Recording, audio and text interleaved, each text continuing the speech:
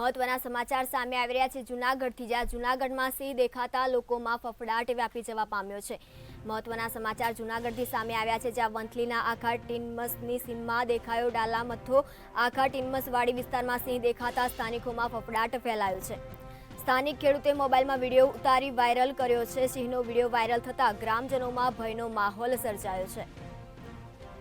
One વિભાગની team પહોંચી સેંદરડા revenue વિસ્તારમાં, જ્યાં ટ્રંકવિલાઇઝર ગનથી સિંહને બેભાન કરી રેસ્ક્યુ કરવામાં આવ્યું છે। અંદાજે 9 વર્ષનો સિંહ શારીરિક અશક્ત હોવાનું વનકર્મીએ જણાવ્યું હતું। સિંહને સારવાર માટે અમરાપુરા એનિમલ કેર સેન્ટર લઈ જવામાં આવ્યો છે। વન વિભાગે સિંહનું રેસ્ક્યુ કરતા સ્થાનિકોએ હાશકારો અનુભવ્યો છે। જૂનાગઢથી આ મહત્વના સમાચાર સામે આવી રહ્યા છે, જ્યાં આખા ટીનમસવાડી વિસ્તારમાં સિંહ દેખાતા સ્થાનિકોમાં ફફડાટ ફેલાયો છે। સ્થાનિક ખેડૂતે મોબાઈલમાં વિડીયો ઉતારીને વાયરલ કર્યો છે। આ સિંહનો વિડીયો વાયરલ થતાં ગ્રામજનોમાં ભયનો માહોલ છવાયો છે।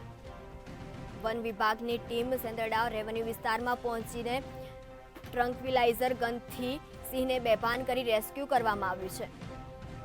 આ સિંહ અંદાજે 9 વર્ષનો હોય તેવું અનુમાન લગાવવામાં આવી રહ્યું છે।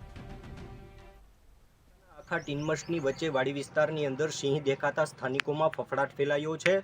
નજરે જોનારા લોકો દ્વારા સિંહનો વિડીયો ઉતારી સોશિયલ મીડિયામાં વાયરલ કરવામાં આવતા હાલ તો છે સોરઠ પંથકમાં પણ ફફડાટ ફેલાઈ જવા પામ્યો છે। વન વિભાગને જાણ કરવામાં આવતા વન વિભાગ દ્વારા છે સિંહને બેભાન કરી તેમનું રેસ્ક્યુ કરવામાં આવ્યું છે અને અમરાપુર એનિમલ કેર ખાતે સારવાર અર્થે ખસેડવામાં આવ્યો છે।